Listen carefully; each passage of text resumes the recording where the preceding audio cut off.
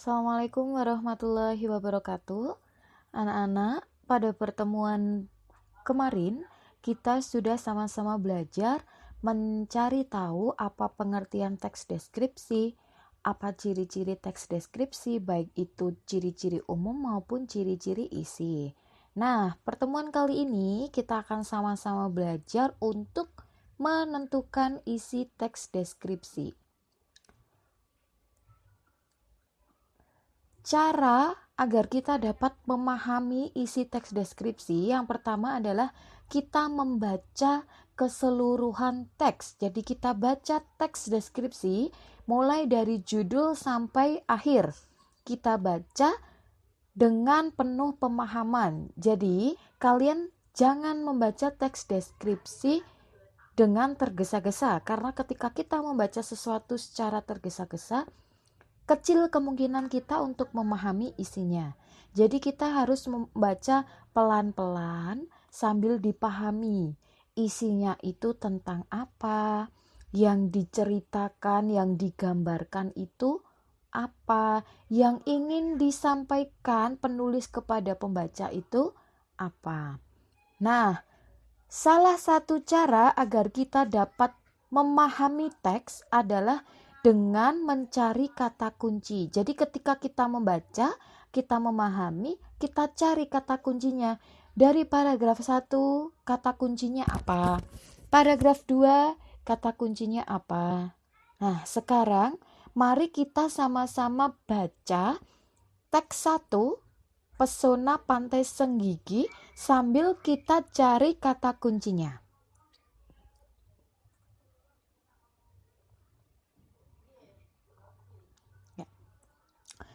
Pesona Pantai Senggigi. Pantai Senggigi merupakan salah satu wisata andalan di Nusa Tenggara Barat. Pantai Senggigi sangat indah. Pantai Senggigi terletak di Kecamatan Batu Layar, Kabupaten Lombok Barat, Provinsi Nusa Tenggara Barat. Pantai Senggigi merupakan pantai dengan garis pantai terpanjang. Pemandangan bawah Laut Senggigi juga menakjubkan. Pura Bolong menjadi pelengkap wisata di Pantai Senggigi. Nah, dari paragraf 1, kata kunci apa yang kita dapatkan?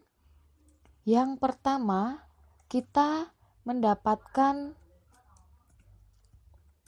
kata pantai, karena di sini yang dibahas, yang ingin digambarkan adalah pantai. Pantai itu kan ada sangat banyak, di Indonesia sendiri ada banyak sekali.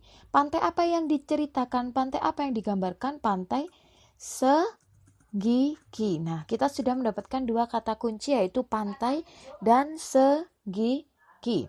Kemudian di sini ada Pura Bolong menjadi pelengkap wisata Pantai Senggigi. Berarti kata kunci yang ketiga adalah Pura Bolong. Kita lanjut baca di paragraf berikutnya. Memasuki Pantai Senggigi, kita akan disambut angin pantai yang lembut dan udara yang segar. Angin lembut terasa mengelus kulit. Garis Pantai Senggigi yang panjang dengan gradasi warna putih dan hitam membuat keindahan pantai ini semakin menarik. Ombak yang tenang di pantai ini membuat rasa tentram semakin lengkap. Dari kejauhan tampak hamparan permadani biru toska berpadu dengan hiasan buih-buih putih bersih. Sungguh elok pemandangan pantai ini. Bukit-bukit tangguh nampak menjadi latar di bagian pantai. Pantai Senggigi dengan pesonanya benar-benar seperti lukisan di kanvas alam yang luas terbentang. Nah, dari paragraf 2 kita menemukan kata kunci. Nah, di sini kita menemukan pasir putih. Berarti pasir putih dan hitam, kata kunci yang berikutnya adalah pasir. Kemudian kata kunci selanjutnya apa? Di sini di akhir. Sungguh elok pemandangan pantai ini. bukit-bukit tangguh nampak menjadi latar bagian pantai. Latar. Berarti kata kunci berikutnya adalah latar. Nah, sekarang mungkin anak-anak sudah mulai mempertanyakan, terus caranya kita menentukan latar kunci itu gimana, Bu? Kan di dalam satu paragraf itu ada sangat banyak kata. Kalian baca, kalian pahami inti yang akan diceritakan. Kalau di paragraf 2 ini yang ingin ditunjukkan kepada penulis kan tentang pasirnya, bahwa Pantai Senggigi memiliki gradasi warna pasir putih dan hitam. Kemudian selain itu di sini diceritakan ada ombak, ada pemandangan yang indah, ada bukit-bukit. Kalau harus kita tuliskan satu persatu, itu terlalu banyak. Ombak, pemandangan, bukit-bukit itu merupakan latar dari Pantai Senggigi. Nah, kita lanjut ya. Kita lanjut ke paragraf ketiga. Pemandangan bawah laut Senggigi juga tidak kalah memesona. Terumbu karang yang masih terawat menyuguhkan pemandangan alam bawah laut yang memukau. Terumbu karang nampak berwarna-warni sangat indah. Ikan beraneka warna menambah keindahan bawah laut Senggigi. Dengan snorkeling maupun menyelam, Anda dapat menyaksikan pemandangan bawah laut yang mengagumkan. Anda dapat menyaksikan betapa memesonanya taman bawah lautnya. Air laut yang jernih serta banyak terumbu karang terawat dengan ikan-ikan beraneka ragam menambah keindahan taman laut di Senggigi. Di paragraf 3, langsung di awal kita sudah menemukan terumbu karang. Berarti kata kunci yang berikutnya adalah terumbu karang. Ya. Kemudian kata kunci selanjutnya selain terumbu karang berwarna-warni ikan. Di sini ada kata kunci ikan. Jadi pemandangan bawah laut selain menyuguhkan terumbu karang juga menyuguhkan ikan. Nah, kemudian untuk kita dapat melihat ikan, melihat terumbu karang dengan jelas, kita bisa snorkeling atau menyelam. Jadi di sini kata kunci berikutnya adalah snorkeling. Ya. Kita lanjut ke paragraf 4. Selain pemandangan bawah laut, terdapat juga pemandangan indah di Pura Batu Bolong. Pada arah selatan bibir Pantai Senggigi terdapat pulau kecil bernama Batu Bolong. Sesuai dengan namanya, pura ini berdiri kokoh di atas batu karang yang memiliki lubang di tengahnya. Sungguh sebuah keagungan pura di tengah keindahan Senggigi. Berkunjung ke pantai ini, Anda langsung disambut buih-buih ombak yang tenang dan bersahabat.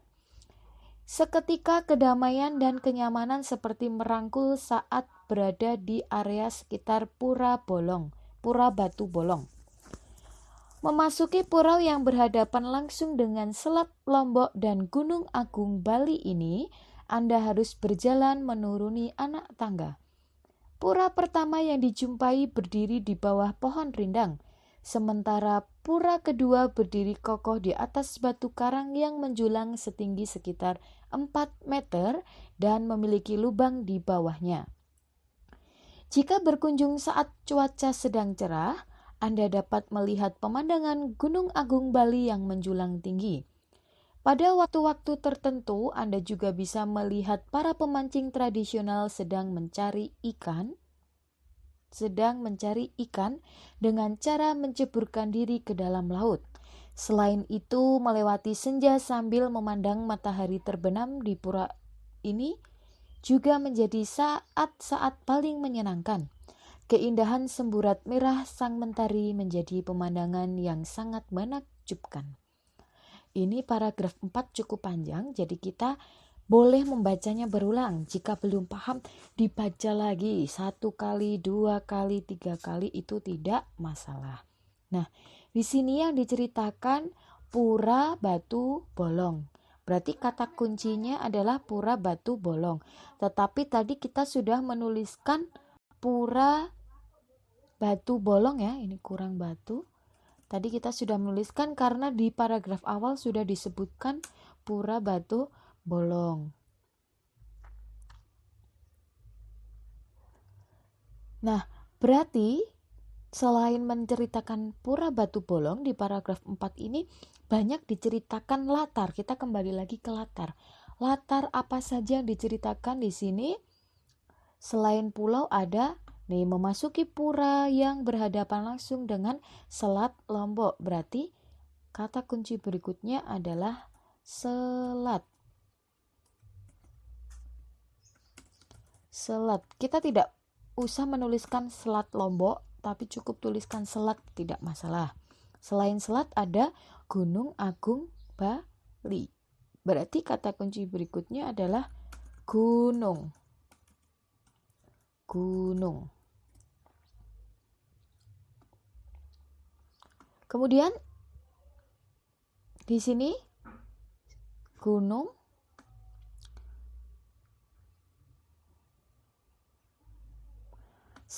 selain itu melewati senja sambil memandang matahari terbenam di pura ini juga menjadi saat-saat paling menyenangkan. Matahari terbenam, kita tulis matahari. Kalau misal mau ditulis matahari terbenam juga boleh matahari, tapi kita singkat saja matahari. Nah, kemudian apalagi latarnya selain ada selat, ada gunung, ada matahari. Pada waktu-waktu tertentu Anda juga bisa melihat para pemancing tradisional sedang mencari ikan. Berarti kita bisa melihat pemancing tradisional sebagai latar atau background ketika kita mengunjungi wisata Pantai Senggigi. Berarti di sini ada pemancing tradisional. Ya. Paragraf terakhir hanya satu kalimat. Wisata Pantai Senggigi menawarkan sejuta keindahan dan kenyamanan. Oh, 2 kalimat. Sungguh pemandangan yang menakjubkan. Di sini tidak ada kata kunci apapun karena ini bisa dikatakan seperti simpulan, sebuah simpulan. Nah, sekarang anak-anak, kita sudah mendapatkan 12 kata kunci. Kita sudah mendapatkan 12 kata kunci. Kemudian kita apakan 12 kata kunci ini? Kalian, mungkin di buku ada yang sudah membaca-baca di halaman 14. Di sini ada pemetaan isi atau kita lebih sering mengenalnya dengan peta konsep, mind mapping. Kita tuliskan di bagian yang kosong ini apa yang belum lengkap. Nah, sekarang Ibu punya yang sudah lengkap. Ini sebenarnya sama saja ya antara yang di sini dan yang Ibu tulis. Bedanya Ibu menulisnya dengan warna-warni dan bukan bulat oval-oval tapi awan ya. Peta konsep itu bebas bentuknya. Kalau kalian kreatif boleh digambar-gambar, boleh misal nanti bentuknya mau love atau kotak-kotak atau apapun tidak masalah. Nah, di sini dari 12 kata kunci, di sini nutupi ya, Braille tulis di bawah sini. Nah, kita kecilkan. Set. Nah. Oh, hilang. Ya. Sini. Pantai. Senggigi, salah nulis. Senggigi, Pantai Senggigi, Pura Batu Bolong, pasir. Loh, Bu, kenapa pasirnya ditulis di sebelah sini, tidak di sini? Karena ini membahas tentang Pantai Senggigi, lebih ke di Pantai Senggigi ada apa. Kalau yang di sebelah sini lebih ke latar atau background di Pantai Senggigi itu seperti apa. Jadi pasir. Kemudian latar, karena kita setelah pasir kita membahas. Nah, setelah latar, kata kunci berikutnya terumbu karang. Kita tuliskan di sebelah sini karena terumbu karang itu terdapat di dalam pantai. Ikan. Untuk dapat melihat terumbu karang dan ikan, terutama untuk dapat melihat ikan, kita bisa melakukan snorkeling atau menyelam maupun menyelam. Nah, berarti di sini terumbu karang, ikan dan snorkeling sudah masuk ke dalam peta konsep. Kemudian selanjutnya ada selat, gunung, matahari. Selat, gunung, dan matahari.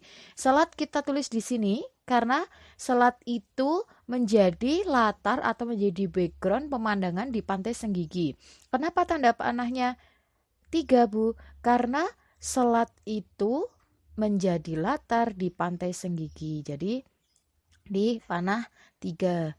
Kemudian gunung, matahari. Selain kita bisa melihat selat, kita juga bisa melihat Gunung Agung Bali dan matahari.